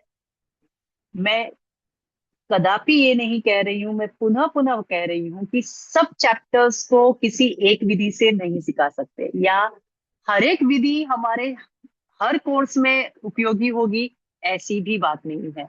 लेकिन जहां पर पॉसिबल हो हम हमारे रेगुलर टीचिंग मोड को थोड़ा थोड़ा चेंज करने की कोशिश करेंगे, तो हमारे बच्चे ज्ञानशाला से छूटेंगे नहीं, ठीक है। तो अब हम आते हैं परियोजना विधि पर। जैसे ये हमने बच्चों को कोई बड़ा प्रोजेक्ट दे दिया, परियोजना का पुनर्निर्धारण करना पड़ेगा, क्लियर कट आपको बताना पड़ेगा कि इसका लक्ष्य क्या है और कार्य क्षेत्र क्या है। छात्रों को समूहों में विभक्त कर सकते हैं और ग्रुप वाइज हम बच्चों को ये योजना या प्रोजेक्ट दे सकते हैं। स्वतंत्र अन्वेषण और कार्य भी किया जा सकता है, छात्रों को रिसर्च करने का कार्य दे सकते हैं।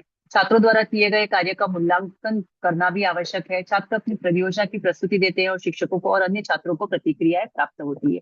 जैसे ये एक एग्जाम्पल हो सकता है कि आपने बच्चों को परियोजना दी कि तेरापंथ के ऐतिहासिक स्थलों के बारे में आपको जानकारी एकत्रित करनी है, ठीक है। अब वो आपने ग्रुप में दे दी, बच्चों को डिवाइड कर दीजिए क्षेत्र या तो। अब वो बच्चा उस पर किस तरह की प्रस्तुति देगा, वो सारा रिसर्च करेगा, किसके किस किसकी किसकी समाधि है, या तो या फिर उसके बारे में कुछ इम्पोर्टेंट क्या, उसके पीछे घटना क्या है। ये सारी चीजें उनसे खुद को ढूंढने दीजिए, वो किसी की भी मदद ले सकता है, ठीक है। तो वो सारी चीजें जानने के बाद वो उस चीज के बारे में, उस ऐतिहासिक स्थल के बारे में सभी के सामने अपनी प्रस्तुति देगा, और ऐसे ही सभी बच्चे उस ग्रुप के करेंगे। तो ये एक ऑटोमेटिक लर्निंग हो जाती है। आपका रोल, आपको चैप्टर भी सिखाना था, वो भी कार्य हो गया, और बच्चों ने जितना बुक में दिया है उससे अधिक इंफॉर्मेशन भी निकाली है, तो उतना ज्ञान और अधिक हो गया। और बच्चों से बच्चों का सीखना बहुत जल्दी होता है। तो इस तरह से आप कोई कोई चैप्टर्स के लिए जैसे इनके ऐतिहासिक स्थल है, तेरापन के पर्व है, जैन धर्म के पर्व है। तो ये सारी चीजों को आप एक परियोजना प्रोजेक्ट के रूप में भी आप बच्चों को दे सकते हैं। इनफैक्ट बच्चों के साथ साथ आप पेरेंट्स को भी इसमें इन्वॉल्व कर सकते हैं। बहुत बार हम देखते हैं हमारे ज्ञानशालाओं में एक प्रॉब्लम होता है, पेरेंट्स इन्वॉल्व नहीं होते हैं। तो ये आप उनको आराम से करवा सकते हैं। तो अब हमने देखा कि हमने किया था वार्षिक योजना से, वार्षिक योजना के अंतर्गत पाठ योजना भी हमने देखी। तो अब हमने सिलेबस का पूरा विश्लेषण हो गया, समय डिस्ट्रीब्यूशन हो गया, मूल्यांकन हम कैसे करेंगे, वर्कशीट इत्यादि इत्यादि मेथड और संसाधन योजना हमने कर ली। और अंत में हमें समीक्षा, रेगुलरली समीक्षा करनी चाहिए कि कितना क्या हुआ, कितना कुछ बाकी रह गया है। शिक्षण अधिक अधिक योजनाबद्ध होता है, रोचक और प्रभावशाली बनता है, शिक्षक आत्मविश्वास के साथ अध्यापन करता है। क्योंकि जब तक हमें हमारे पास अगर पूरी इंफॉर्मेशन होती है तो हम बहुत अच्छे से हमारा भी एक अलग आत्मविश्वास झलकता है जब हम पढ़ाते हैं। ठीक है, अगर हम तैयार होकर जाते हैं तो ठीक है। अगर हमारी तैयारी पूरी होती है तो हम डेफिनेटली जो बच्चों को बताते हैं वो उन तक अवश्य अधिक अच्छे तरीके से पहुंचता है। और ज्ञानार्थियों में सक्रिय अधिगम की प्रवृत्ति बढ़ती है। अधिक समय लेने वाली प्रक्रिया कभी कभी हो सकती है, जैसे ये प्रोजेक्ट वगैरह को थोड़ा कुछ समय अधिक लग सकता है। रचनात्मकता या आकस्मिक परिस्थितियों में लचीलापन कम होता है, और कभी कभी योजना पर अधिक निर्भरता से शिक्षण यांत्रिक बन जाता है। कभी कभी बहुत अ, डल हो जाता है कि भाई मुझे ऐसा ही करना है। तो आप जब तक नवीनता लाते रहेंगे ना तब तक ये डल नहीं होगा। तो इस डिसएडवांटेज को आप एडवांटेज में बदल सकती है। फाइनली कंक्लूजन पे हम ये कह सकते हैं कि वार्षिक योजना और पाठ योजना दोनों ही सफल अध्यापन की आधारशिला है। वार्षिक योजना शिक्षण की दीर्घकालिक दिशा तय करती है, पाठ योजना उस दिशा को दैनिक स्तर पर, मतलब हमारे लिए साप्ताहिक स्तर पर साकार करती है। योजनाबद्ध शिक्षण से शिक्षण की गुणवत्ता बढ़ती है, ज्ञानार्थियों में भी आत्मविश्वास, अनुशासन और सक्रियता विकसित होती है। और हमारे ज्ञानशालाओं में दोनों तरह के प्रशिक्षक होते हैं, कुछ अनुभवी प्रशिक्षक होते हैं और कुछ नए प्रशिक्षक होते हैं जो अनुभव पाने के लिए यहाँ पर आए हैं। तो सभी का 100% ज्ञानशालाओं को मिले, और हम सोचे कि अनुकूलनशीलता हो, अडेप्टिबिलिटी हो। नई पुस्तक आई, बहुत बड़ी है, कितने पेजेस है, बच्चे कैसे याद करेंगे, सब हो जाता है। 4 साल, 5 साल, इस साल तो पांचवी पुस्तक भी आ गई। जब हमने शुरुआत की थी तो ये कंप्लेन्ट्स बहुत थी। ठीक है, तो फिर हम सब अडेप्ट हो जाते हैं। तो अनुकूलनशीलता इंपॉर्टेंट है। धैर्य रखें, पूर्वाग्रह से मुक्त हो। पहले तो हमने ऐसा करते थे, पहले ऐसा करते थे, पहले ऐसा करते थे, लेकिन अब ऐसा करना है। ठीक है, तो पूर्वाग्रह से मुक्त रहें, सहयोगात्मक प्रवृत्ति बनाए। उसने ऐसे किया तो मैं ऐसे करूंगी नहीं, उसने ऐसे किया मुझे भी सीखना है, मैं भी कुछ करना सीखती हूँ। अनुशासन वेरी इंपॉर्टेंट। अनुभव को साझा करें, सहानुभूति रखें बच्चों की तरफ, धैर्य, आजीवन सीखना है, इस उद्देश्य से चले। सम्मानजनक रवैया रखें, बच्चों को भी सम्मान से आ, बुलाएं, सम्मान से बिठाएं। रचनात्मकता हर कार्य में जन के पूरी तैयारी के साथ ज्ञानशाला में उपस्थित रहे, और विकास की मानसिकता रहे, स्वयं की और बच्चों की। आपने जिम्मेदारी स्वयं ली है।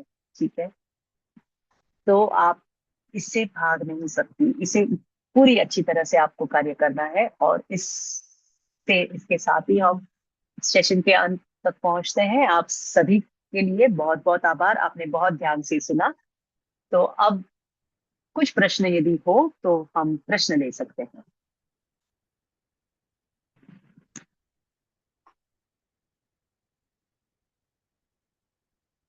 दो ही स्थितियों में प्रश्न नहीं होते हैं, या तो कुछ भी समझ में नहीं आया है या सब कुछ समझ में आ गया है। तो मैं क्या समझूं कि आपको सब कुछ समझ में आया या कुछ भी समझ में नहीं आया।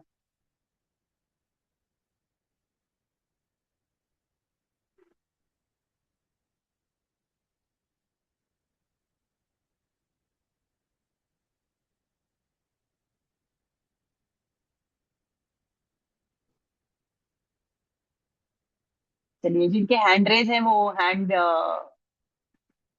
उनको अनम्यूट कर दिया जाए ताकि वो प्रश्न पूछ सके।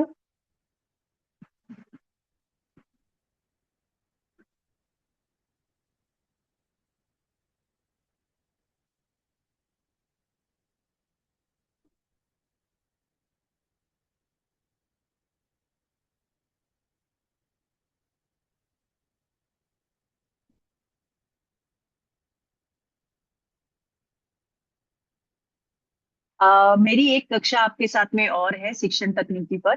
तो उस कक्षा से पूर्व, वो शायद जुलाई में है वो कक्षा, आप टाइम टेबल में देख सकते हैं। तो उस कक्षा के पूर्व मेरा आप सभी से निवेदन है, आप अपने अपने लेवल पर अपनी अपनी ज्ञानशालाओं के लिए आप जो भाग को पढ़ाते हैं उसकी एक वार्षिक योजना बनाने का प्रयास अवश्य करें। और अगर आप कर पाते हैं तो आप व्हाट्सएप पर मुझे भेज सकते हैं, ताकि ये हम समझ सकते हैं, हम कुछ इसको देखकर आपको सजेशन दे सकते हैं। अ, श्रेया जी, आपको अनम्यूट करना पड़ेगा, कुछ पार्टिसिपेंट्स के हैंड रेज्ड हैं। श्वेता जी, क्षमा चाहती हूँ, श्वेता जी कौशल, श्वेता जी।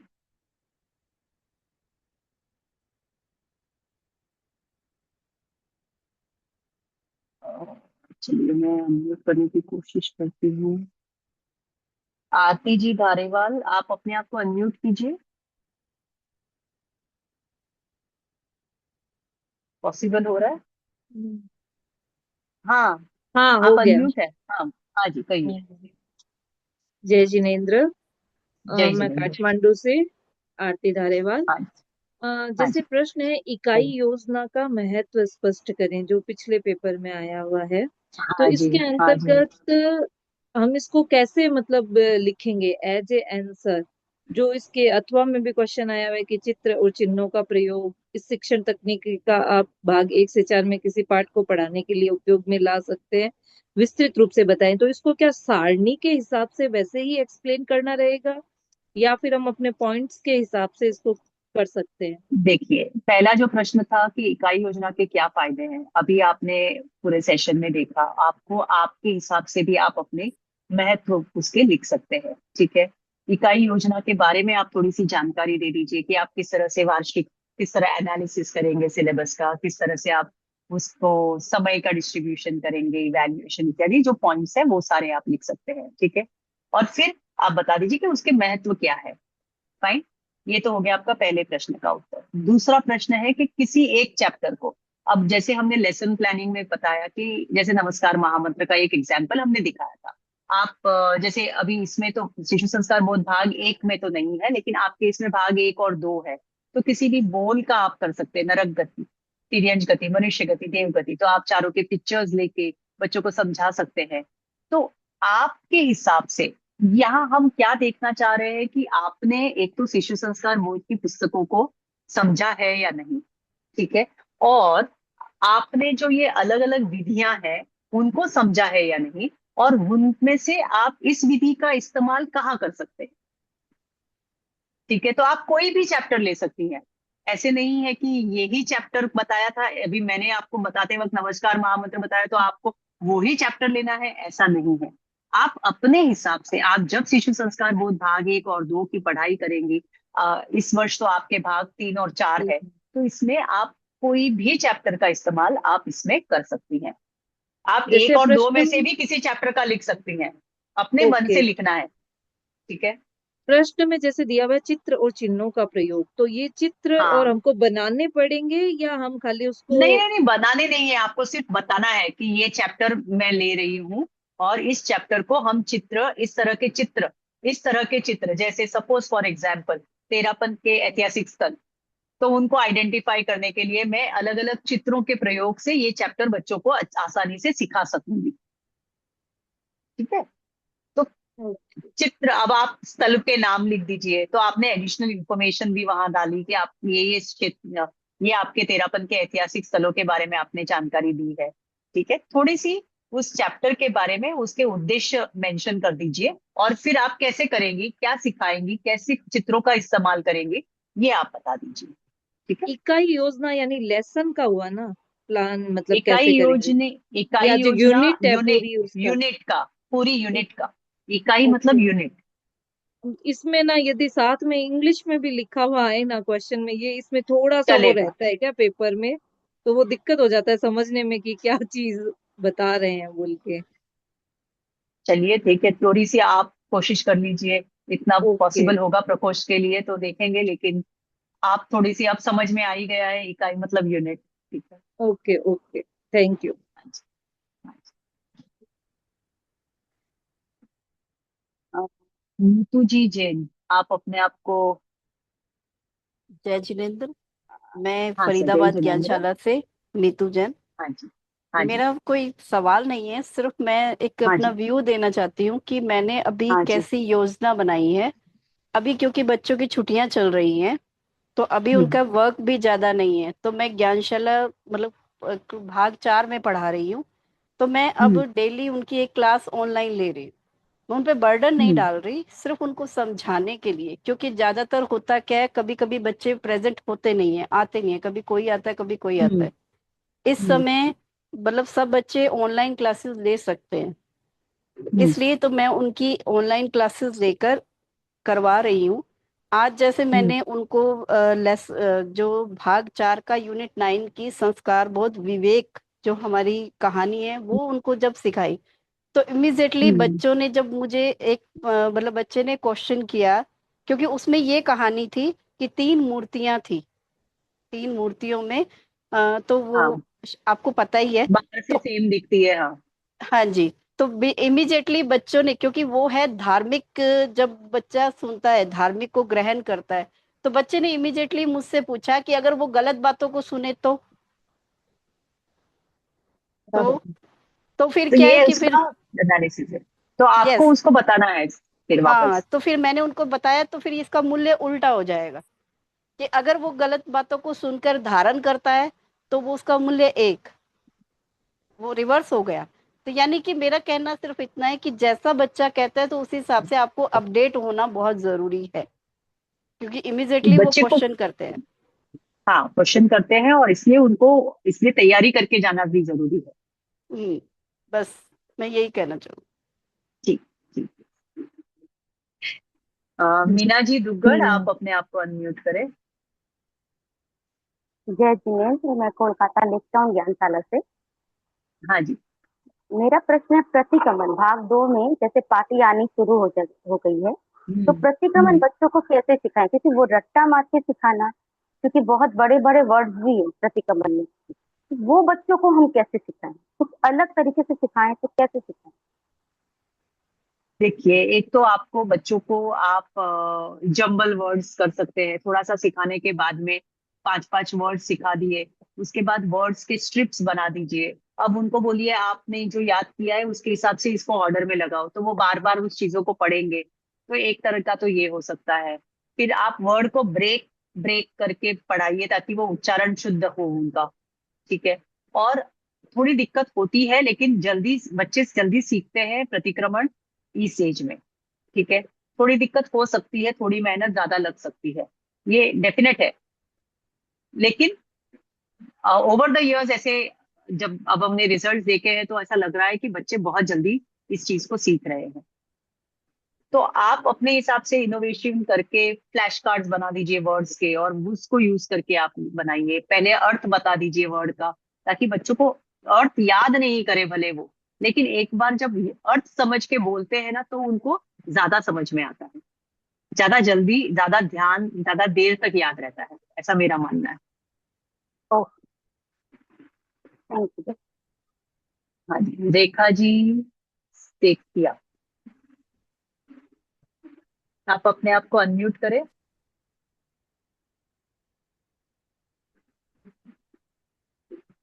रेखा जी सेठिया, आप अपने आप को अनम्यूट करें, मैंने यहाँ से आपको परमिशन दे दी है। हाँ, हाँ जी, जय कहिए। जिनेन्द्र। जय जिनेन्द्र। मेरी एक प्रॉब्लम आ रही है बहुत टाइम से कि मैं फॉर्म भर रही हूँ गूगल वाला विशारद के लिए। उसके लिए उसके लिए आपको सुरेंद्र जी से कांटेक्ट करना पड़ेगा, मैं आपकी समस्या का हल नहीं बता सकती। वो मेरे पास नंबर नहीं था एक्चुअल में उनके, तो फिर कहाँ मिलेंगे मैं मेरे ग्रुप को? में डाल दूंगी, उनका ग्रुप में है नंबर, आप ढूंढिए। सुरेंद्र जी करके है, उन्होंने अभी आज भी आपके इसमें शेड्यूल पोस्ट किया है, वो ही सुरेंद्र जी है। अच्छा, ठीक है। ठीक है ना। हाँ जी। हाँ, ठीक है, अब कोई प्रश्न नहीं दिख रहे हैं। श्वेता जी, आप है? हाँ हाँ आंटी, जय हाँ जी। जिनेन्द्र। ठीक है, जरूर। सॉरी, मेरा वो स्टक हो गया था थोड़ा। नहीं नहीं, कोई बात नहीं, कोई बात नहीं। हाँ हाँ, ठीक है, तो अभी आप तो सभी और। के प्रति हाँ हैंड रेस तो नहीं दिख रहे हैं, मैंने ट्राई किया था हाँ सभी को दिखने का। हाँ। तो सभी के प्रति बहुत बहुत आभार और धन्यवाद सभी को। सीमा जी वैद, आप कुछ पूछना चाहते हैं? कुछ हैंड रेज अभी हैं। सीमा जी हाँ वैद और अनम्यूट कर ज्योति दो। जी ताते। और हाँ ज्योति जी तातेड़ अभी, हाँ, हाँ। 2 हैंड रेज हुई। सीमा जी अनम्यूट कीजिए प्लीज। हाँ, जय जिनेन्द्र। जय जिनेन्द्र जय सर। मैं जयपुर ज्ञानशाला से हूँ। मैं भी हाँ 4 जी। की ज्ञानशाला को ही पढ़ा रही हूँ। मैं भी हाँ जी। ऑनलाइन क्लासेस ले रही हूँ, लेकिन ऑनलाइन हाँ जी। क्लासेस में भी मतलब है ना, कभी बच्चे आते हैं कभी नहीं आते हैं। अब मैं जैसे 14 बोल मैंने जैसे मतलब टाइम कम मिला तो 14 बोल को मैंने 1 महीना से कंटिन्यूस अर्थ के साथ समझा रही हूँ। ठीक है, जीव क्या है, जीव क्या है। अब खाली मतलब ऐसे मेरे को ये लगता है कि सूक्ष्म एक इंद्रिय, अब खाली बोल दिया सूक्ष्म एक इंद्रिय, लेकिन उनको सूक्ष्म का मतलब ही नहीं पता, और खाली मैं रट्टा मराऊंगी तो क्या वो सही है? कोर्स कंप्लीट करने से तो मतलब नहीं है ना। बच्चे को अगर टाइम लग रहा है तो ठीक है, इट्स ओके। तो हम डेली उनको 15 मिनट दे रहे हैं कि भाई 15 मिनट ही तुम ज्वाइन करो, खेलो। ठीक है, वो बोलते हैं हम नानी वाड़ी है, आंटी वो है ना। उनका ठीक है, 10-15 मिनट ब्रेक कर करके तुम अपनी कजिन्स की हेल्प लो, ऐसे करो, उनको भी खेल में जोड़ो, उनके साथ उनको सुनाओ, ऐसे करके तो उन्होंने डेफिनेटली बहुत अच्छा वर्क किया। 3 लेसन उन्होंने कंप्लीट कर लिए। कहाँ 14 बोल इतना लंबा चौड़ा, और प्लस उन्होंने अणुव्रत गीत के भी 3 पद्य अच्छे से लर्न कर लिए। तो मैं सबसे यही सजेस्ट करना चाहती हूँ कि बच्चे अभी नानी बाड़ी में है, कजिन्स के साथ है, अपने उसके साथ है, तो उनको ये भी हम एक सजेशन दे सकते हैं, भाई आपस में खेल लिए, पूरा दिन खेले हो, 10-15 मिनट रेस्ट करो, तुम उसको पूछो, उसको भी सुनाओ, अपनी दादी से भी पूछो, दादी आपको आता है, मेरे को ये आता है। ऐसे करके एनकरेज करो एक दूसरे को, तो दादी को भी अच्छा लगेगा, मम्मी को भी अच्छा लगेगा कि हाँ भाई मेरा बच्चा कुछ आ रहा है। इस बहाने की हमारी ज्ञानशाला की बहुत अच्छी प्रिपरेशन हो जाती। एक मेरा सजेशन की जैसे ही है कि भाई सभी इस तरह से मेहनत कर सकते हैं अपने अपने हिसाब से। धन्यवाद सीमा जी। जय जिनेन्द्र। Thank you. जय जी। हाँ ज्योति जी नेक्स्ट। ज्योति जी आप अपने आप को अनम्यूट कीजिए प्लीज। जय जिनेन्द्र मैम, मैं नौहर ज्ञानशाला से जय बोल रही जिनेन्द्र। हूँ। हाँ मैम मैं जी। ये पूछना चाहती हूँ, क्या जैसे आपने वार्षिक नियोजन बताया है, वैसे हम लोग को भी वार्षिक नियोजन बना के ही रखनी चाहिए क्या? रखने चाहिए ये कोई नहीं कहेगा आपको। जी। आप यदि आपके सिखाने में निखार लाना चाहती है और आप बनाना चाहती है तो आपको ये एक विधा सिखाई गई है। देखिए, जी। अब जैसे हम गुरुदेव का प्रवचन सुनते हैं तो हम सभी तो संन्यास नहीं ले लेते हैं ना। जी। अब हम सभी को अच्छी चीजें बताना चाहते हैं, लेकिन आप उसका भी इस्तेमाल चाहिए, इसके लिए मैं चाहिए नहीं कह सकती हूँ आपको। ठीक है। ठीक।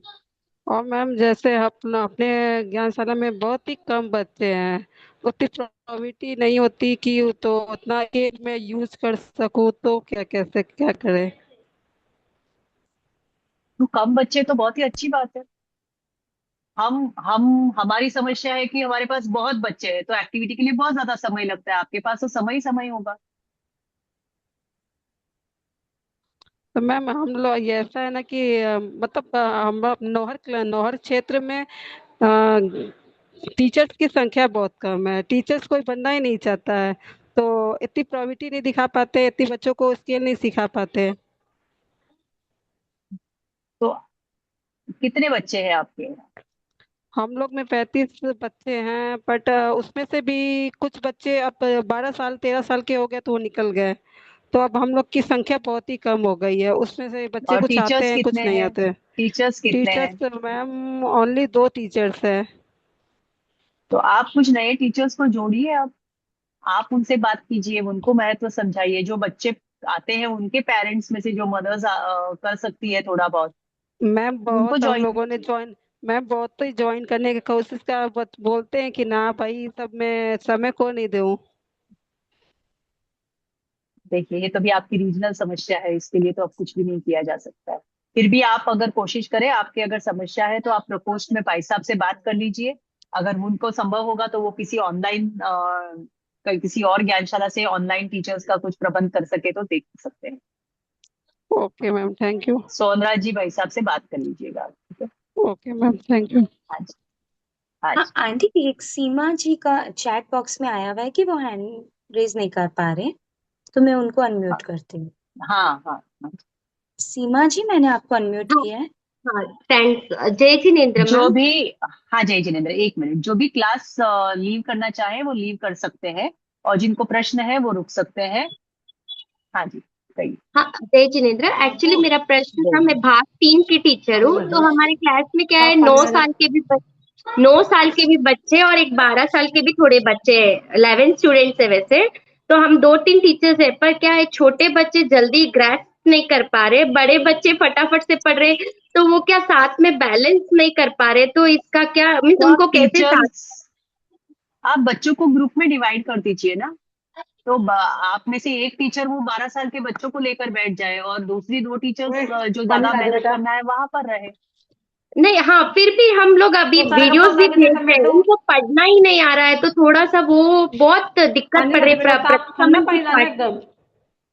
प्रतिक्रमण की वो ऑडियो भेजना पड़ेगा, वो आपको क्लास में ही करवाना पड़ेगा, उनसे सुनना पड़ेगा। इसलिए ऑनलाइन क्लासेस आपको बीच बीच में उनको व्हाट्सएप कॉल करके आप पूछ लीजिए, जब भी उनके टाइम की अवेलेबिलिटी, क्योंकि आजकल सभी के ट्यूशंस और क्लासेस ये सब बहुत होता है इसके लिए। नहीं, इसलिए हमने कंपटीशन का भी सोचा है, तो पापा थोड़े कोशिश भी कर रहे हैं छोटे बच्चे, पर उनका कुछ की परफेक्शन नहीं हो रहा है, तो वो थोड़ी दिक्कत पड़ रही है। उसके लिए क्या मीन्स कुछ सजेशन हो तो बस। उसके लिए यही है कि आपको बार बार उनसे वही पूछना पड़ेगा। एवरी डे का जो 30 मिनट्स का इनिशियल पार्ट है शिशु संस्कार बोध की कक्षा के पढ़ाई का, उसमें उनका पुनरावर्तन, और फिर एक दूसरे को सिखाने का, जो 12 साल के बच्चे हैं उनसे कहिए उनका टेस्ट लेने के लिए या उनसे सीखने पूछने के लिए, तो वो भी थोड़ा एंगेज हो जाते हैं, उनका रिवीजन हो जाता है। पर हर बार वैसा नहीं कर सकते हैं, हर बार अलग अलग करना पड़ेगा।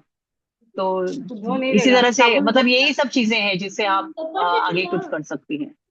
कंपटीशन रखिए कि जो याद करके आएगा उसके लिए ये गिफ्ट है। नहीं, इस अभी तरह से आप पेरेंट्स भी अलग, मेहनत करते, कंपटीशन रखते, तो पेरेंट्स भी मेहनत करके वीडियोस जैसे तैसे हो रहा है कोशिश करके भेज रहे हैं।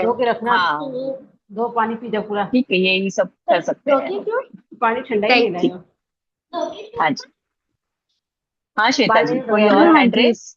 नहीं अभी तक तो और कुछ नहीं दिख पा रही। ठीक है, ठीक है, चलिए। हाँ ठीक है, मीटिंग डन करें हाँ आंटी, जी, आज एंड की करते हैं। क्लास। सभी के प्रति बहुत बहुत आभार, गुरुदेव के प्रति अनंत अनंत कृतज्ञता, काटको ज्ञानशाला प्रकोष्ठ के लिए बहुत बहुत आभार, और श्वेता जी आपका भी बहुत बहुत धन्यवाद, जिसने मीटिंग वगैरह का सारा बहुत ही अच्छा निर्धारण किया है। ओम और हम सभी के लिए। Thank you so much aunty, कृतज्ञोत्स्मि आंटी, हम सब आपके आभारी हैं, कृतज्ञोत्स्मि, हम गुरुदेव हम के सब आभारी, आपके आभारी हैं, कृतज्ञोत्स्मि, हम सब आपके आभारी हैं। थैंक यू आंटी, हम बहुत सब अच्छा और गुरुदेव के इंटरेस्टिंग आभारी। सेशन था, एज यूजुअल हमेशा धन्यवाद, ही होता है आपका। Thank you so much. मैं गुरुदेव की मीटिंग कृपा। और सभी के हाँ प्रति जी, बहुत बहुत साधुवाद, मीटिंग एंड करती हूँ मैं आज के लिए। हाँ जी।